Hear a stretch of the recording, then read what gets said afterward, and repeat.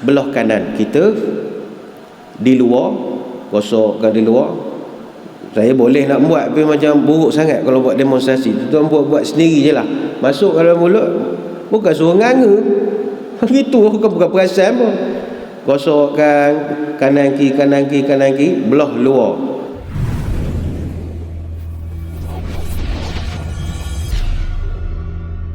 Assalamualaikum warahmatullahi wabarakatuh.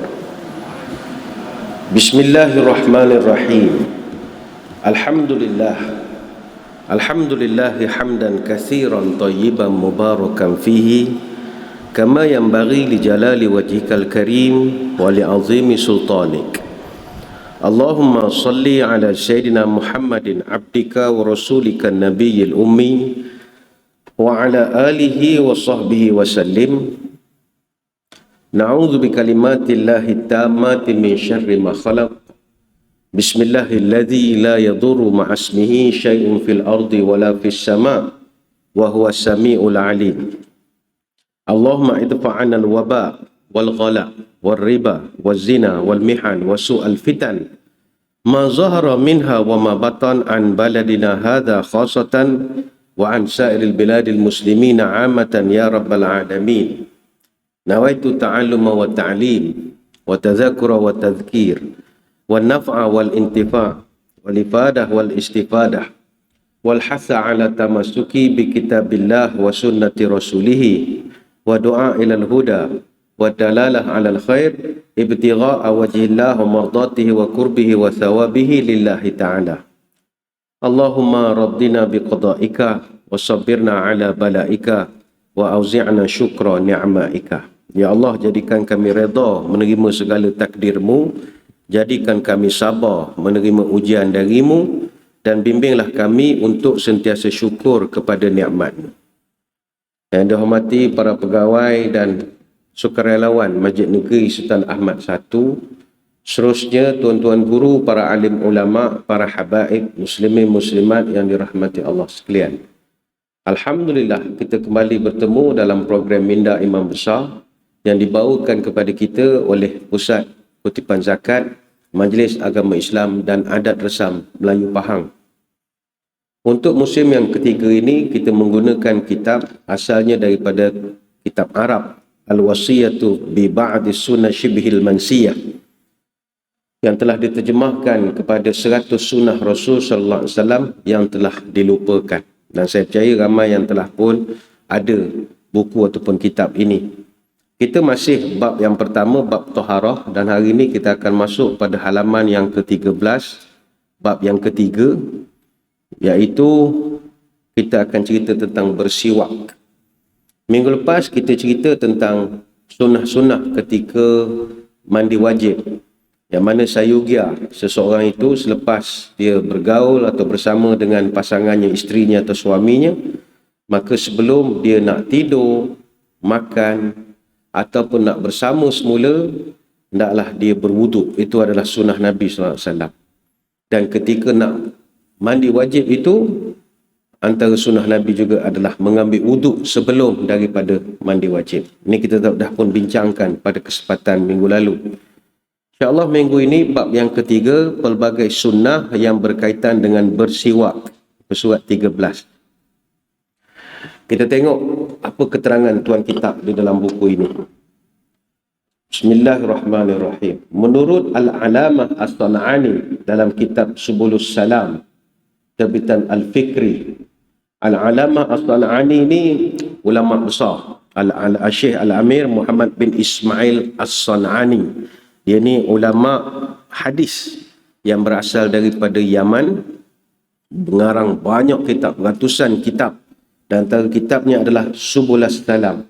Subulas Salam ni singkatan daripada nama Subulas Salam Syarah Bulughul Maram.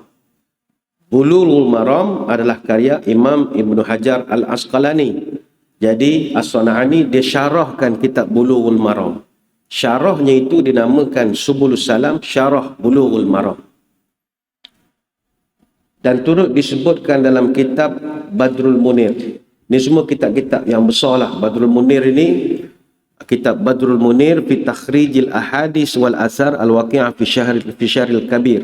Dia kalau kita yang mengkaji mazhab Syafi'i, kalau kita dah khatam kitab Kifayatul Akhyar karangan Al-Hisni, ataupun kita khatam kitab At-Tahzib fi adillati matnil ghayah wa taqrib karya Mustafa Dibbugha, kemudian kita nak tahu takhrij lengkap riwayat-riwayat yang disebutkan dalam dua-dua kitab ini, maka kitab Badrul Munir ini yang kita akan gunakan. Ini karya Ibnu Al-Mulaqin, antara kitab yang orang rekomen lah untuk nak baca, sebab dia banyak menerangkan tentang takhrij riwayat. Ini bagi orang yang nak kaji secara tafakuh lah. Kalau nak belajar selapis je, kita padan baca ini saja. Disebutkan bahawa ada lebih daripada 100 hadis berkaitan dengan siwak. Apa yang menghairankan, terdapat begitu banyak hadis berkaitan dengan perkara ini, namun tidak dipedulikan oleh orang ramai, termasuklah para ulama. Dan ini adalah kerugian yang besar. Menurut beliau, yang terbaik, batang untuk bersiwak tidak terlalu kering hingga melukakan gusi, dan juga tidak terlalu basah atau lembab hingga tidak dapat menghilangkan kotoran yang seharusnya dihilangkan. Terdapat begitu banyak hadis yang menggalakkan perbuatan bersiwak. Hatta Nabi sendiri hingga ke akhir kehidupannya di dunia menjelang kematiannya sangat mementingkan kebersihan. Nabi nak wafat, antara perkara yang dia minta adalah kayu siwak. Begitu besarnya perhatian Nabi kepada kebersihan gigi ini. Syekh As-San'ani dan para ulama merasa heran bila kebanyakan kaum muslimin sekarang begitu mengambil mudah ataupun memandang ringan berkenaan dengan sunnah yang agung ini. Tuan kitab hanya mengutip beberapa hadis berkenaan dengan persoalan ini. Untuk uraian yang lebih jelas, perlulah membaca dan mencarinya sendiri dalam kitab-kitab sunnah. Bagi keseluruhannya ada 8 hadis dalam bab ini.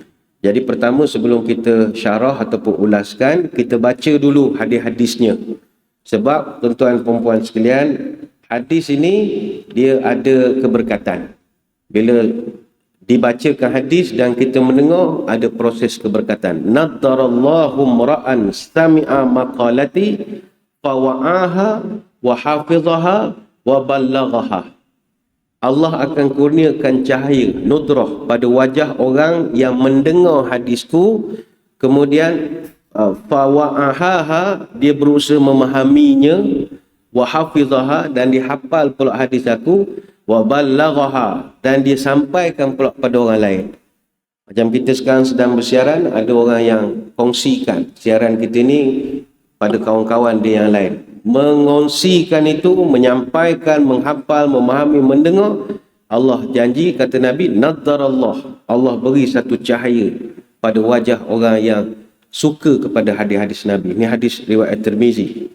Baik, kita bacakan hadis pertama daripada Ibnu Umar. Katanya, kana Rasulullah sallallahu alaihi wasallam la yanamu illa wassiwaku indahu fa idza staiqadha bada'a bisiwaki.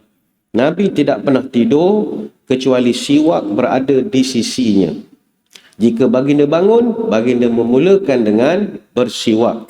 Hadis riwayat Ahmad, Bukhari, Abu Ya'la dan At-Tabrani.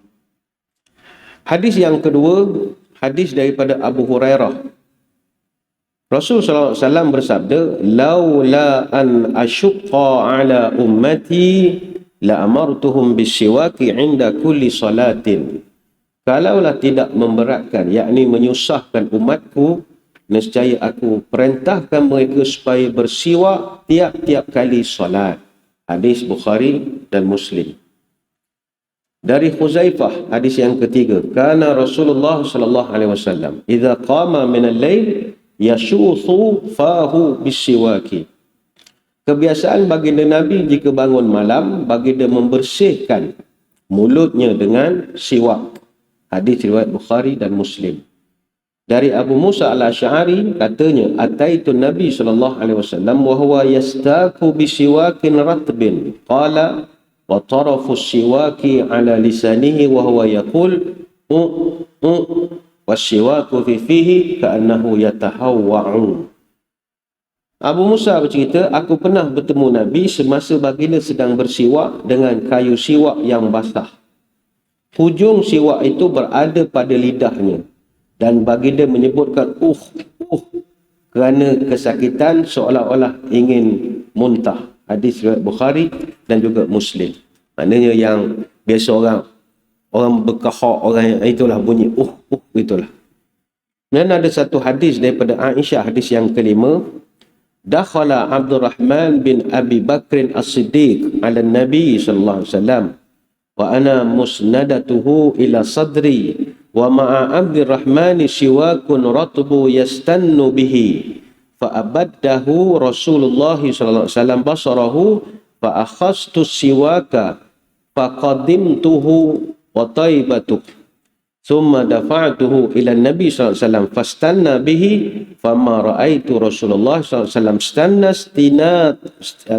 istanna istinanan qattu ahsan minhu. Abdurrahman bin Abu Bakar As-Siddiq bertemu Nabi ketika itu sedang bersandar di dadaku. Pada waktu itu Abdurrahman membawa siwak basah yang digunakan untuk membersihkan gigi. Tiba pandangan Rasulullah SAW terus kepada siwak. Lalu aku ambil siwak, aku haluskan dengan gigiku dan aku bersihkan dengan air. Kemudian aku berikan kepada Nabi. Nabi membersihkan giginya dengan siwak itu, dan aku tidak pernah melihat Nabi membersihkan gigi dengan begitu istimewanya seperti waktu itu. Wa fil lafzin, dalam riwayat lain disebutkan, fara'aituhu yanzuru ilaihi wa araftu annahu yuhibbu siwak fakultu akhudhuh laka fa asyara bi ra'sihi. Dalam riwayat lain disebutkan, kulihat baginda serius memandang kepada kayu siwak, lalu aku sedar bahawa Nabi menyukai siwak. Sehingga aku bertanya, bagaimana kalau saya ambil untuk tuan? Dan Nabi beri syarat dengan kepala seolah-olah mengiyakannya. Hadis riwayat Bukhari nombor 890 dan 449.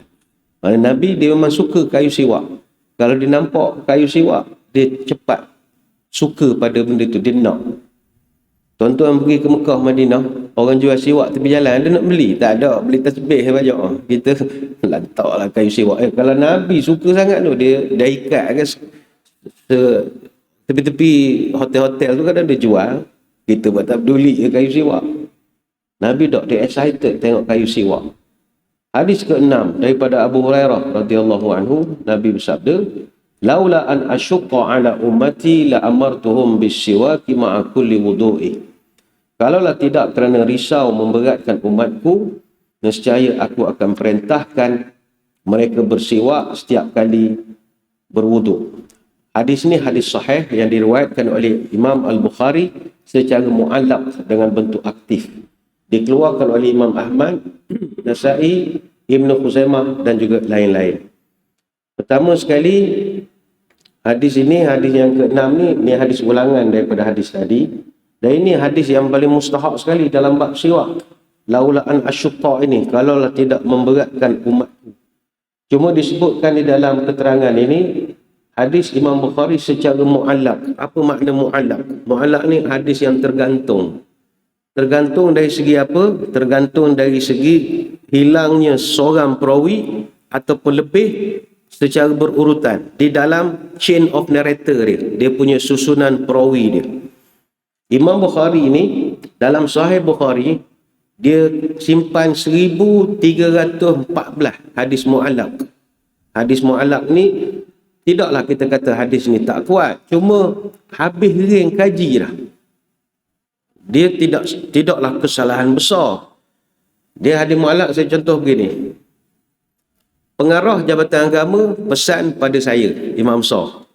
Imam Besar beritahu pada Imam satu Masjid Negeri. Imam satu beritahu pada Ustaz Saipul. Ustaz Saipul beritahu pada Ustaz Saifuddin. Ustaz Saifuddin beritahu pada Ustaz Nizam. Ustaz Nizam beritahu pada Pak Din. Contoh. Tapi bila Pak Din bercakap dengan tuan-tuan puan-puan, dia tak sebut pun nama Ustaz Nizam, Ustaz Saifuddin, Ustaz Saipul, Imam satu, Imam Sodak. Dia terus beritahu, tuan-tuan puan-puan, pengarah Jabatan Agama pesan pada saya, pada tak. Pengarah Jabatan Agama pesan pada Imam Besar dulu. Baru turun. Tapi adakah percakapan Pak Din salah? Tak salah. Sebab memang betul itu percakapan daripada pengarah Jabatan Agama.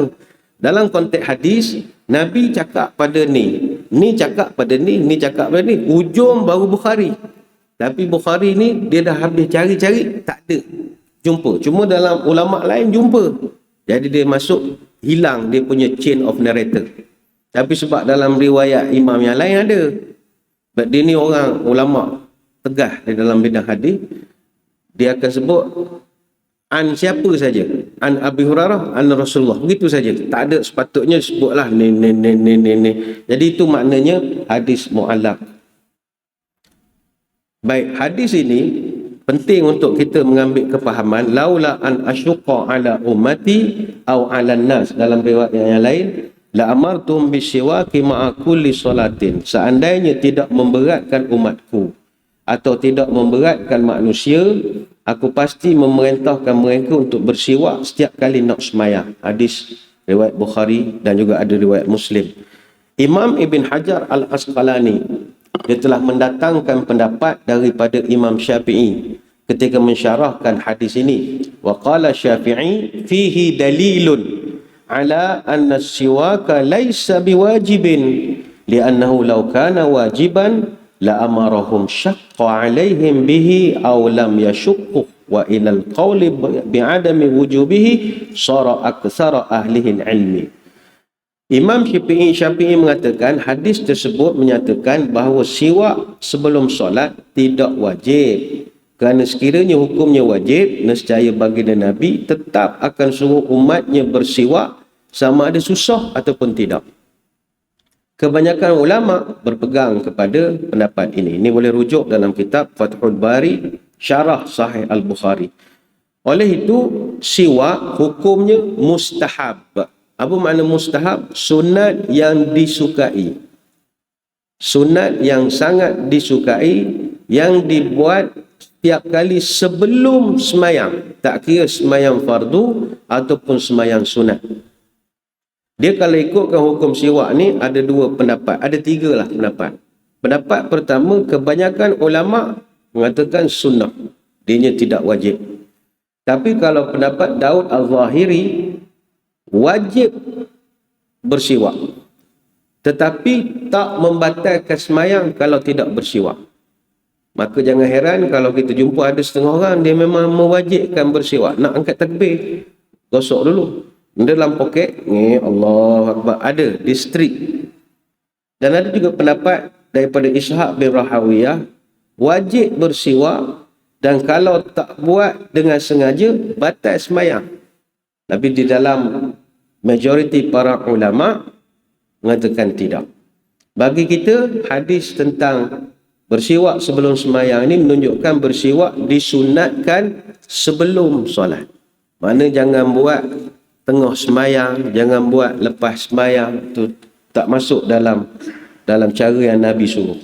Masa bila kita nak bersiwak, fuqaha mazhab membahaskan bila masa kita disunatkan untuk bersiwak.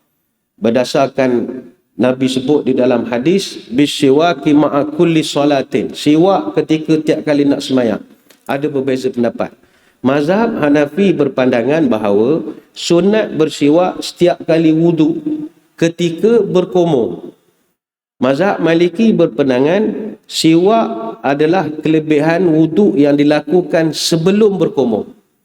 Kalau mazhab Syafi'i dan Hambali sependapat menyatakan bahawa siwak adalah mustahab, iaitu sebelum berkumur-kumur, selepas membasuh tangan. Itu bilakah kita nak bersiwak. Dan fuqaha juga bersepakat bahawa bersiwak ini sangat-sangat disunahkan ketika pertama wudu. Yang kedua ketika nak mendirikan sembahyang, sunat ataupun fardu. Yang ketiga tatkala bangun dari tidur. Yang keempat, ketika masuk rumah. Dan yang kelima, ketika mulut telah berubah baunya ataupun gigi bertukar menjadi kuning. Namun, ulama bersetuju bahawa bersiwak tidak terikat pada waktu tertentu. Bahkan boleh bersiwak pada bila-bila masa. Sambil belajar ni pun boleh. Sebab kita pakai mic, susah sikit lah. Gitu, boleh, bila-bila masa. Cuma ada perbahasan ulama, hukum bersiwak di khalayak ramai. Apa hukumnya? Ada dua pendapat. Pendapat pertama, jumhur ulama mengatakan bersiwak disunahkan dalam setiap keadaan walaupun di khalayak ramai. Tak ada masalah. Cuma ada pendapat daripada kumpulan Malikiyah tidak boleh bersiwak di khalayak ramai dan juga dalam masjid. Atas hujah benda tu nampak tak senonoh. Tapi jumhur ulama mengatakan tak ada masalah. Tak ada masalah. Baik, kan kita akan syarahkan lagi, kita bacakan hadis dulu. Seterusnya muka surat 17, hadis yang ke-7 daripada Aisyah. Nabi SAW bersabda, "Asyiwaku mathaharatun lil fami mardatun lir rabbi." Siwak itu membersihkan mulut dan mendatangkan redha Allah. Bayangkanlah ya, sebatang kayu saja kita guna dapat redha daripada Allah. Hadis ini diriwayatkan oleh Imam Bukhari secara mu'allaq dengan redaksi aktif, juga dikeluarkan oleh Imam Ahmad, Nasa'i, bin Khuzaimah dalam kitab sahih, seterusnya disahihkan oleh Syekh Albani dalam Irwaul Ghalil. Menurut Imam Nawawi dalam Syarah Muslim jilid yang kedua muka surat 146, siwak disunatkan dalam 5 waktu. Dalam 5 waktu tersebut utamanya adalah pertama ketika solat, kedua ketika wuduk, ketiga ketika membaca Quran, keempat ketika bangun tidur, kelima ketika mulut berbau. Bau mulut boleh terjadi kerana beberapa sebab, antaranya kerana tidak makan dan minum, menyantap makanan yang baunya tidak sedap, diam terlalu lama ataupun terlalu banyak bercakap. Cuma tuan kitab ada peringatan, awasilah penggunaan siwak. Penggunaan siwak perlu dilakukan secara bijak. Ia tidak boleh dilakukan secara berlebihan kerana akan menghilangkan lapisan luar gigi dan mengakibatkan gigi lebih mudah menerima wap yang naik dari usus besar dan segala kotoran. Namun jika dilakukan dengan betul, gigi akan bertambah berseri, menguatkan gusi, lidah semakin fasih bicara. Ia juga mengelakkan gigi berlubang, membaikkan aliran darah ke otak, bau mulut menjadi wangi dan menambah nafsu makan. Ini boleh rujuk dalam kitab Zadul Ma'ad jilid yang keempat. Untuk huraian lebih lanjut, boleh dibaca ulasan lengkap beliau mengenai kelebihan siwak. Baik, seterusnya bersiwak ketika masuk rumah. Dari Miqdam bin Syuraikh, dari ayahnya katanya. Ini juga sunnah yang memang orang dah tak buat. Sa'altu Aisyata qultu bi ay syai'in kana yabda'u Nabi SAW idza dakhala baitahu, qalat bisiwak. Miqdam bin Syuraikh daripada ayahnya dia bertanya kepada Aisyah, apakah yang mula-mula sekali Nabi lakukan bila masuk rumah? Aisyah menjawab, baginda bersiwak dulu. Hadis Muslim, Abu Daud, Nasa'i, Ibn Majah dan Ibnu Hibban. Menurut Imam Suyuti dalam catatan kaki kitab Sunan An-Nasa'i, Imam Qurtubi mengulas, mungkin baginda bersiwak kerana nak melakukan solat nafilah, solat sunat. Ini kerana baginda jarang solat sunat di masjid. Dan siwak tersebut adalah kerana baginda hendak mendirikan solat. Manakala pendapat lain mengatakan, mungkin baginda bersiwak kerana ingin menghilangkan bau mulut sesudah bercakap-cakap dengan manusia sekian lama. Baginda ingin menghilangkan bau mulut sebelum memasuki rumahnya. Artinya, baginda ingin menjaga penampilannya semasa berhadapan dengan keluarganya. Hadis tersebut adalah motivasi atau galakan supaya mengerjakan perbuatan siwak ketika masuk rumah. Ini ditegaskan secara jelas oleh Abu Syamah dan juga An-Nawawi. Bagaimanapun menurut Ibnu Daqiq, persoalan ini hampir tidak disebut dalam kitab-kitab fiqh. Ibnu Hibban dalam kitab Sahih menuliskan satu bab yang membicarakan mengenai perkara-perkara sunat apabila memasuki rumah dan ianya termasuklah siwak. Jadi kita dah dapat beberapa sunnah Nabi yang memang telah pun dilupakan oleh umatnya sendiri, iaitu bersiwak dalam beberapa keadaan yang kita sebutkan tadi. Ketika wuduk, ketika nak semayang, bangun daripada tidur, ketika masuk rumah.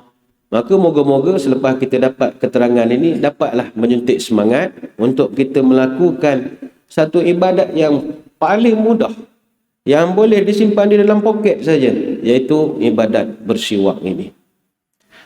Cuma timbul persoalan, Ustaz, saya tak bersiwak tapi saya kerap gosok gigi. Boleh tak consider gosok gigi itu macam bersiwak?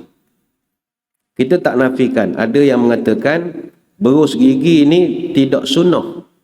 Sebab bersiwak itu hanyalah menggunakan kayu siwak saja, arak. Dia panggil kayu arak.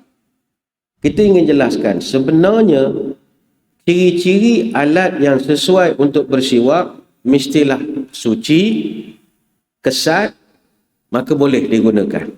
Termasuklah kayu siwak yang kita panggil kayu arak, termasuklah juga dahan zaitun, termasuklah juga kayu-kayu yang berbau menyegarkan, termasuklah juga pelepah kelapa, boleh.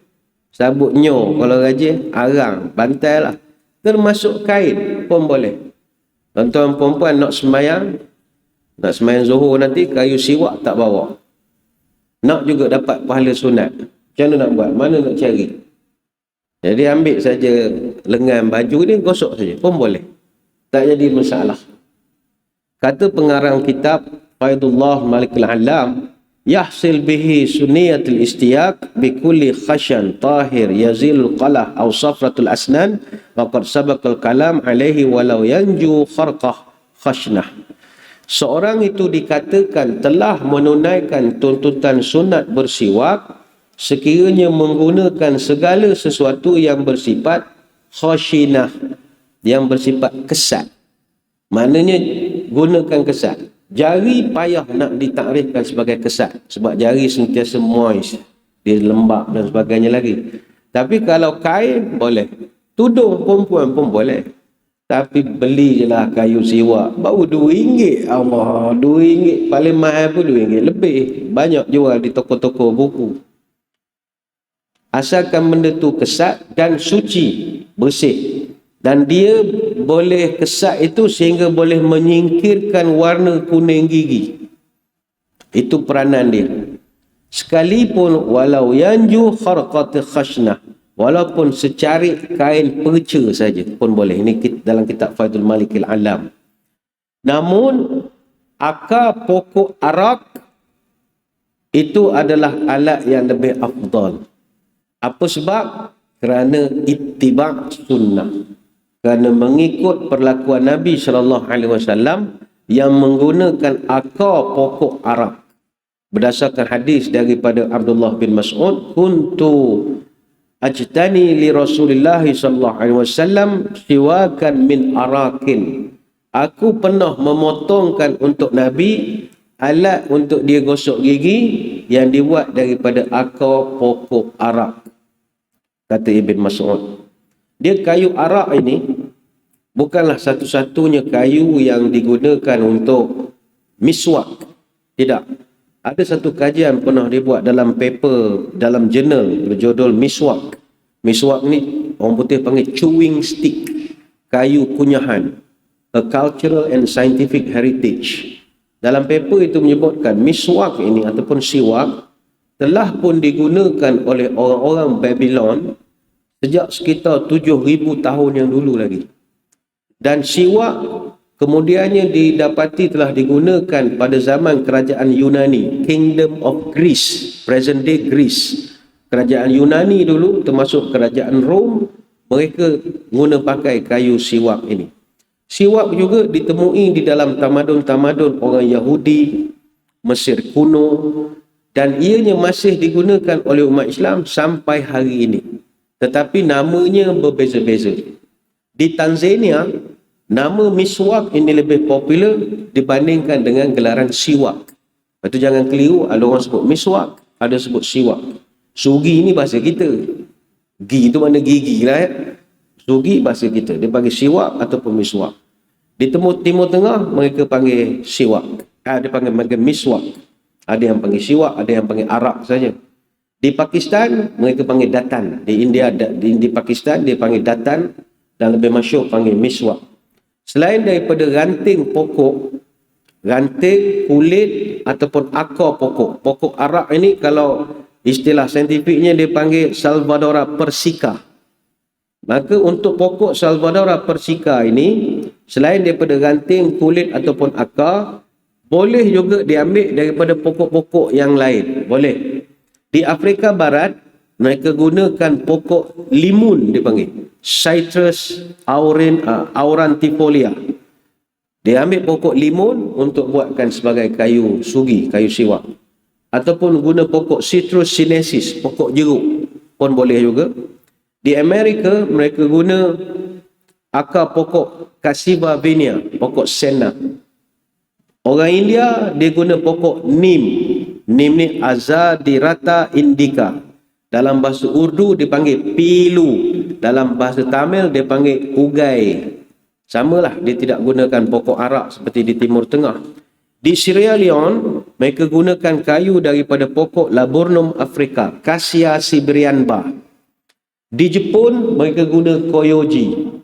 Orang Rom dulu, dia guna kayu daripada pokok damar wangi. Jadi, tak ada masalah menggunakan apa saja. Jadi, kalau orang tanya, siwak versus ubat gigi, beruh gigi, sama. Jawab saja sama. Tak ada masalah. Adapun jari itu tidak dikira sebagai alat bersiwak bagi mazhab Syafi'i, dan ini pendapat yang paling kuat. Jari tak termasuk. Namun kalau tidak ada langsung alat, yang mana mustahil lah, kain pun tak ada, perca pun tak ada, maka ketika itu bolehlah menggunakan jari sendiri. Tapi itu mengikut pandangan Imam An-Nawawi dalam syarah Al-Majmu' Syarah Muhazzab. Oleh yang demikian, memberus gigi juga dianggap tuntutan sunnah kerana menepati maksud bersiwak. Walau bagaimanapun, menggunakan akar pokok arak itu yang paling afdal dan digalakkan kerana kita nak tiru Nabi. Sebab itu pengarang kitab Al-Mu'tamad menghuraikan maksud siwak kalau ikut syarak adalah dia beri contoh berus gigi yang digunakan pada zaman sekarang adalah seumpama alat siwak sebab sifatnya membersihkan gigi. Jadi tak ada masalah lah. Tapi sebab kita cerita tentang siwak, siwak lah. Sebab nak bawa toothpaste, beruh gigi dengan ubat gigi kulu kele ni orang disiplin betul, memang payah. Tuan-tuan perempuan dalam handbag, dalam beg, nak bawa beruh gigi, ubat gigi ni orang disiplin sangat. Boleh. Tapi Nabi berikan alternatif paling mudah. Bawa sebatang kayu ni saja. Bawa ini saja. Masukkan dalam poket, dalam handbag, tidak merosakkan. Saya ingin menyuruh diri saya dan tuan-tuan perempuan, jom kita bersiwak. Siwak ni memang sunnah yang ditinggalkan. Dah jarang, saya ingat rare, kecuali kita pergi Mekah Madinah je orang siwak ni. Tuan-tuan perempuan pergi Kuala Lumpur, ada nampak orang konyoh berjalan? Tak ada. Kecuali Seri Petaling, tempat-tempat orang tabligh itu ada. Tempat biasa tak ada. Saya lama duduk masjid negeri, tak pernah tengok ada jemaah siwak. Tak pernah. Tak tahu kenapa. Maka benarlah ini sunnah yang ditinggalkan. Mungkin orang kata agaknya bahaya untuk gigi. Tuan-tuan, WHO, ini badan tertinggi lah perubatan dunia. Ramai orang tak suka WHO. Kita tahu musim-musim cocok baksir, ramai orang menyampah ke WHO. Tapi WHO dalam bab siwak, dia juga menggalakkan penggunaan batang pokok arak ataupun siwak ini untuk kebersihan gigi dan mulut. Dia keluarkan kertas kajian sejak tahun 1987 lagi. Dia pun mengaku bahawa kayu siwak ni bagus. Ada satu tulisan jurnal saya pernah baca, 6 orang penyelidik tempatan, ni semua doktor, saintis. Mereka buat kajian preliminary assessment of Salvadora persica, pokok arak. Whitening effects on extracted stained teeth. Dia buat kajian setara mana siwak ni boleh menyelesaikan masalah pemutihan gigi dan bagai-bagai. Dan tulisan ini diterbitkan oleh Journal of Applied Pharmaceutical Science tahun 2017. Ini semua saintis tempatan. Dia menyebutkan keupayaan kayu siwak atau kayu sugi dalam membersihkan gigi, dalam mencegah kerosakan gigi, untuk mengembalikan kesihatan gusi adalah setanding. Bahkan dalam setengah kes, jauh lebih baik daripada menggunakan berus gigi moden yang digunakan bersama ubat gigi. Ini kerana kayu siwak atau sugi mengandungi beberapa bahan kimia yang sangat bermanfaat untuk mulut. Antaranya, pertama, bahan antibakteria yang terbukti berkesan membunuh bakteria plak gigi dan mencegah pembentukan plak gigi. Yang kedua, kandungan vitamin C membantu dalam penyembuhan luka pada mukosa mulut. Yang ketiga, bahan resin membentuk lapisan perlindungan pada permukaan paling luar gigi dan mencegah kerosakan gigi. Yang keempat, bahan tannin berupaya mengecutkan saluran darah dan mengurangkan keradangan. Yang kelima, bahan-bahan mineral seperti kalsium dan fluorida menguatkan gigi dan boleh merencatkan pembentukan lubang pada gigi.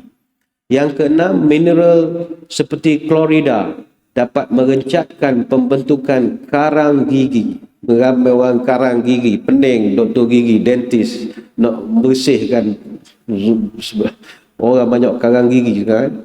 Yang ketujuh, chloride berserta silika dan natrium bikarbonat bersifat kesat dan berkesan menghilangkan kotoran yang melekat pada permukaan gigi. Sebab itu siwak ini kita kena jadikan budaya. Dan sekarang pun di Eropah, siwak ni dah jadi trend. Satu produk baru di Europe. Lepas tu kalau kita tengok orang Eropah sekarang pun kadang duduk tepi-tepi taman, mereka pun dah start pakai siwak ini. Dan ini fenomena, jarang ada tempat kita. Tuan-tuan pergi Teluk Cipedok, taubat tak jumpa orang siwak kat Teluk Cipedok. Duduk kat taman tuan-tuan tak ada. Eropah dah biasa sekarang. Pergi London, pergi Amsterdam, dia ada satu produk sekarang orang buat raw toothbrush. Dia ada style sekarang ni. Sebab orang Eropah kan dia suka back to nature, semua produk-produknya daripada natural apa semua ya. Jadi sekarang dia raw toothbrush ini, dia panggil teeth cleaning twig. Dia buat chewing stick, nama komersial lah, padahal kayu siwak tu je lah. Chewing stick dia panggil, kayu kunyah. Tak. Ada orang kita dia sanggup ngunyah batang mancih daripada bersugi bersiwak. Tak tahu bila pedah congkir gigi tok kat tepi bibir, baik letak kayu sugi. Sebab alang-alang suka ngunyah, pok. Baiklah ngunyah kayu sugi, bukan suruh telan tak, suruh gosok. Sekarang ni saya tengok produk-produk di pasaran, tuan-tuan puan-puan dah boleh order lah. Orang sekarang ni kan banyak orang nak premium produk yang premium. Duit pencen banyak, gratuity tak habis. Takkan nak beli RM2.5 kat kedai buku, tak ada dia. Maka sekarang dah ada produk premium. Ada Royal Miswak with holder. Ada. Dia satu box macam box sigar itu. Dia buat dalam bentuk pen. Mewah sangat. Premium punya. Tak tahulah berapa ringgit. Kita ambil, buka tutup, keluar kayu. Dah sudah pakai tutup. Tutup dia pun cantik. Ini hadiah sesuai lah untuk orang. Kepada orang kita nak bagikan hadiah. Hadiah siwak. Ini begitu bagus. Premium. Dia panggil Royal Miswak. Siap ada holder lagi. Sekarang ni miswak dah tak ada dah hot toge-toge begini. Pesen-pesen gini tak ada. Semua dah ada holder. Dah ada pen dia, sarung dia. So kita buka, keluarlah bucu gini, tutup balik. Dan siap boleh masuk dalam poket. Ada cutter lagi. Macam sekarang ni kalau siwak gini memang kena pakai gigi lah nak membotokkan kayu ni. Kakak. Wih gitu contoh kalau Arab Tapi sekarang dah ada cutter dia. Masuk, tarik dah bersih. Macam sigar orang isap curut tu, kan ada cutter dia apa semua. Jadi kalau suami yang isap sigar, balik kan belikan dia alat siwak pula. Sama saja kotak dia. Siap ada cutter lagi. Siap ada holder lagi. Jadi beritahu pada suami, bang, sudah-sudahlah menyigar. Kita menyugi pula lepas ni. Asyik menyigar tak habis-habis, kita menyugi pula lah. Gini 200-300 batang. Ni mungkin yang premium tak tahu lah berapa, RM5-60 agak Allah Alam. Sekarang ni pun banyak produk ubat gigi, flavor sugi ada, flavor miswak ada, perasa kayu sugi. Belilah kalau ngambil barakah saja. Dan saya dipahamkan alat kita Komo, Listerine pun dah buat, Listerine flavor miswak. Tapi pasaran di sini saya tak tengok, tak nampak di pasar raya belum ada. Di negara Arab memang banyak. Listerine miswak untuk nak gagal. Luar biasa sekali. Soal sekarang bagaimana kita nak melakukan siwak ni mengikut cara yang betul. Kan ada pula cara yang tak betul. Pula siwak digigit je sampai ke bawah ni kan macam mana gaya. Baik, tentang tata cara ataupun kaifiat bersiwak ini ada disebutkan di dalam kitab-kitab. Kitab kuning pun ada, termasuklah kitab-kitab fiqh semasa pun ada. Contoh kitab-kitab kuning ada menyebutkan kitab Bushrul Karim Bisyarah Masail Ta'lim. Ada disebutkan tentang tata cara bersiwak. Begitu juga kitab At-Taqriratus Sadidah fi Masail Mufidah. Ini kitab-kitab lama ni juga disebutkan tentang bagaimana untuk bersiwak. Dia pertama, kaedah menggosok gigi yang sempurna dan juga afdal menggunakan kayu sugi ini adalah dengan lintasan niat dalam hati untuk melakukan sunat bersugi. Tanpa niat, dia akan jadi adat. Jadi kita ada juga nak niat juga, bukan sekadar saja buat. Mana bila tuan-tuan ambil tu, ya Allah aku nak ikut sunnah Nabi, dia akan dapat pahala. Tapi kalau aku nak buang nasi lemak lekat, dapat pahala buang nasi lemak je lah. Nak buang ke daging lekat celah gigi, itu sajalah. Tapi ya Allah aku buat ni kerana nak ikut sunnah. Pagi tadi dengar hadis, aku nak ikut Nabi, dapatlah pahala. Lepas tu ada yang bacakan niatnya, nawaitu sunnatul istiyaki. Nawaitu sunnatul istiyaki. Kenapa panggil istiyak? Kalimat siwak, kalau dia jadi kata kerja, disebut istiyak. Alat yang digunakan miswak. Jadi perbuatan itu dipanggil istiyak. Tak boleh niat Melayu, tak boleh, ya Allah aku nak ikut sunnah Nabi saja buat. Kemudian bersiwak ini juga mestilah mengafdalnya menggunakan tangan kanan. Kerana siwak adalah suatu kemuliaan. Litakrimah. Dia satu ibadat mulia pakai tangan kanan. Cuma ada juga ulama yang berpendapat afdal guna tangan kiri. Ada. Atas hujah ianya adalah perbuatan menghilangkan kotoran. Sebagaimana kita beristinja menghilangkan kotoran menggunakan tangan kiri. Jadi ketika menghilangkan kotoran di gigi juga dia berhujah gunakanlah tangan kiri. Jadi kalau ada orang guna tangan kiri, tak payah marahlah, dia ada hujah dia. Tapi kita yang nak ibadat, pegang tangan kanan. Yang penting, kayu sugi ataupun siwak itu mesti ikut spesifikasi yang ditetapkan. Tidak semua kayu saiznya boleh digunakan. Kata para ulama, tuluhu an yusannu an la yazid ala shibrin. Kayu ini jangan lebih daripada sejengkal. Mana kalau panjang meja ni tak payahlah. Macam trompet pegang tak. Dia jangan lebih pada sejengkal. Jangan lebih pada sejengkal. Sejengkal kita tidak lebih, ni ngam-ngam lah. Ni ngam-ngam tidak lebih pada sejengkal.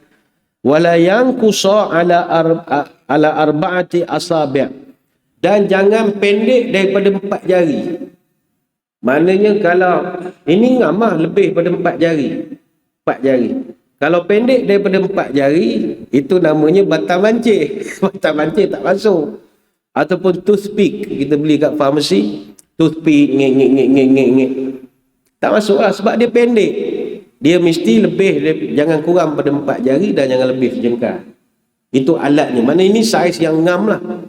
Kecuali tuan-tuan puan-puan boleh pergi farmasi, jumpa toothpick yang panjang ini. Beli. Mana nak disimpan kalau panjang ini? Toothpick susah. Batang mancit. Dental floss stick pun tak masuk juga. Kecuali floss yang boleh ditarik sejengkal. Sebab floss tu saiznya berdasarkan tarikan kita. Tarik, puk macam tali layang-layang. Peganglah. Nyusah. Ni paling mudah sekali. Lepas tu cara memegangnya lah adalah ayu ja'ala khinsiril yadil yumna ala tahtahu. Kelingking tangan kanan duduk di bawah siwak. Dia macam pegang flute, macam pegang seruling. Mana kalau tuan-tuan ada pen, boleh pegang pen. Katalah kita pegang pen begini. Jari kelingking dudukkan di bawah. Jari wa binsiru wal wusta was sababatu fawqahu wa ibhamu tahtahu inda ra'si. Jari manis, jari tengah, jari telunjuk duduk di atas. Jari kelingking di bawah. Dan jari ibu wa ibhamu tahta inda ra'si. Jari ibu pula duduk di bawah tempat yang kita nak, bawah kepala yang telah kita takupkan tadi. Macam ni kayu siwak, ini yang kita dah gigit ataupun pakai cutter. Jadi bila kita pegang, jari ibu ngam-ngam di bawah tempat kepala dia tadi. 3 yang atas, jari kelingking di bawah. Maka ini kedudukan dia. Ini cara dia lah. Ini dia punya SOP. Orang panggil SOP dia. Pegang gini boleh, tak sekolah lah. Mana kita dia tak ngaji. Gitu je lah. Tapi kalau tuan-tuan perempuan duduk teluk cepedak, isko semua kan, kita tengok, wah dia ni mengaji dia ni. Bukan semua orang tahu pegang cara begini. Pegang gini boleh, pegang gini boleh. Tak ada hal. Ni beza orang mengaji tak mengaji. Fil asnani ardan wa fil lisani tulan. Kemudian hendaklah digosok secara horizontal. Horizontal maknanya melentang. Dia bukan ke atas ke bawah, secara horizontal. Secara melentang. Jangan vertikal sebab takut gusi. Rosokkan gusi, mungkin berdarah gusi. Dah umur pencet, bukan kuat sangat gusi. Jadi tak payah buat melentang saja. Bermula dengan fil asnanil ardhan wa fil lisanit tulan. Digosok secara melintang horizontal. Wa dhalika yabda' min janibil fami ayman fal yastau'ibahu fil asnani ulya wa sufla zahiran wa batinah. Mulakan dengan gigi atas belah kanan kita di luar, gosokkan di luar. Saya boleh nak buat, tapi macam buruk sangat kalau buat demonstrasi. Tuan buat sendiri je lah. Masuk dalam mulut, bukan suruh nganga. Begitu, bukan perasan pun. Gosokkan kanan kiri, belah luar. Kemudian, belah dalam dia. Oh, kanan kiri. Lepas tu baru pindah ke bawah. Luar. Depan belakang. Dalam sikit, depan belakang. Barulah pindah ke sebelah kanan. Tarik tu sampai ke gigi depan lah. Tarik. Kemudian pindah ke belah kiri. Atas, dalam, bawah, luar, dalam. Lepas tu barulah menggosok. Lepas daripada itu, barulah kita gosok pada lidah. Gosok gigi pada lidah ni ada juga dia punya hujah ataupun huraian para ulama. Gosok pada lidah. Cuma dalam kitab Hasyiatul I'anatul Talibin dia mengatakan buat juga garisan di lelangit kita. Itu tak dinyatakan dalam kitab lain. Dalam I'anatul Hasyiah I'anatul Talibin ada buatkan garisan. Yang itu barulah garisan dalam bentuk horizontal, vertical. Kita buat garisan memanjang begitu, buat garisan vertical. Yang tadi horizontal, melentang. Yang ini baru memanjang. Untuk yang langit-langit dan lidah. Dan sambil buat tu berdoa lah, ya Allah, janganlah jadi lidah aku pun hajar nak bercakap dengan orang. Sambil tu berdoa lah sikit. Saya ingat kalau manusia kerap siwak, tak ada masa nak kata ke orang. Mulut penuh dengan benda. Bila nak mengumpat? Jadi kalau kita pun borak dengan kawan-kawan, saya membawanya kerjanya, hadiahkan kayu sugi satu. Awak bersih kalau mulut, kotor sangat. Banyak ngata ke orang je kerja awak. Bersih lidah tu mustahak. Bersih lidah. Dan sebahagian ulama mengatakan sebaiknya kita berdoa sama ada pada awalnya atau pada penghujungnya, Allahumma bayyid bihi asnani wa syudda bihi lathati wa thabbit bihi lahati wa barik li fihi ya arhamar rahimin. Ya Allah, putihkanlah gigiku dengan bersiwak ini, mantapkanlah gusiku, kukuhkanlah dengan sebab anak tekakku, dan berkatilah aku, wahai Tuhan yang maha penyayang. Yang ini semua saya petik daripada kitab Al-Majmu' Syarah Al-Muhadzab, jilid pertama, muka surat 283. Jadi itulah lebih kurang tentang siwak ini. Saya menggalakkan tuan-tuan puan-puan, mula kami tadi nak bagi dah seorang satu siwak ada, tapi ada tinggal 6 je. Kalau bagi kelahi pula, jadi belilah sendiri. Saya lupa pesan ke geng-geng pusat zakat, kok ada nak buka table jual siwak, laku masa ni. Tapi tak ada, nak dapat pun bukan senang nak cari kayu siwak ni. Jadi boleh dapatkan di pasaran, simpan satu, tok je dalam poket. Benda ni dia tak ada masalah bakteria apa semua sebab benda boleh basuh. Kalau tuan-tuan potong je, ambil bawah pula. Dia tak ada masalah. Kalau WHO pun iktiraf, takkan kita tak ada iktiraf. WHO ni payah nak iktiraf benda-benda bersifat alternatif ini. Jadi dia pun iktiraf benda ini sangat bagus. Cuma kalau tuan-tuan perempuan duit banyak, belilah yang mahal sikit, yang nampak hygiene, ada penutup, ada cover dia. Dan sekarang ni ada yang boleh gantung di leher pun ada. Jadi pada orang muda-muda, pada gantung vape, baik gantung benda ni, gantung vape siang malam, berah. Baik gantung kayu sugi, sambil duduk. Barangkali boleh hilang ketagihan lah, saya ingat. Orang-orang ngisap rokok. Cuba try, kita tak tahu. Kok boleh? Mana teringat nak rokok, keluar pada poket. Kalau rasa bertagih lagi, susun kayu sugi tu dalam kotak, buat macam rokok, keluarkan. Nak ngilangkan tabiat je. Cuba buat doa, ya Allah, aku ni dah beberapa tahun ni ngisap rokok, berhentikanlah dengan berkat sugi. Try, mana kita wallahualam, kita tak tahu. Jadi itulah sedikit sebanyak perbincangan kita. Jangan lupa kepada tuan-tuan, amalkan bersiwak ini. Daripada menyigar, baiklah menyugi. Besar pahalanya mengikut sunnah Nabi SAW. InsyaAllah minggu depan kita akan sambung membincangkan pula tentang sunnah-sunnah yang kita tinggalkan ketika azan. Ada beberapa sunnah yang ditinggalkan ketika azan. Saya kira sekadar itu perbicaraan pada pagi ini. Nanti malam kuliah maghrib saya tak dapat bersama kerana terpaksa naik banyak Bukit Cameron. Kerana pagi esok ada mesyuarat pukul 9 pagi di Cameron Island. Jadi akan ada imam bertugas akan menggantikan. Jadi kita tutup pertemuan kita dengan sedikit doa. Moga majlis diberkati ilahi. A'udzubillahi minasyaitonirrajim. Bismillahirrahmanirrahim. Allahumma salli wa sallim ala sayyidina Muhammadin salatan tukhrijuna biha min zulumatil wahmi. Allahumma in kana rizqina fis sama'i fa anzilhu wa in kana fil ardi fa akhrijhu wa in kana mu'siran fayassirhu wa in kana haraman fatahhirhu wa in kana ba'idan faqarribhu bihaqqi duhaika wa bahaika wa jamalika wa quwwatika wa qudratika atina ma ataita ibadika salihin. Ya Allah, kalau rezeki kami masih di langit, turunkanlah. Kalau di bumi, keluarkanlah. Kalau susah, permudahkanlah. Kalau haram, sucikanlah. Kalau jauh, dekatkanlah.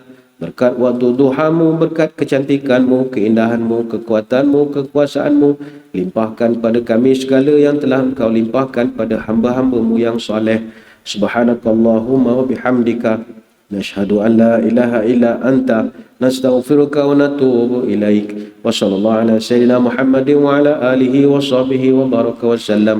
Walhamdulillahi rabbil alamin. Billahi taufiq wa hidayah. Assalamualaikum warahmatullahi wabarakatuh. Wallahu a'lam.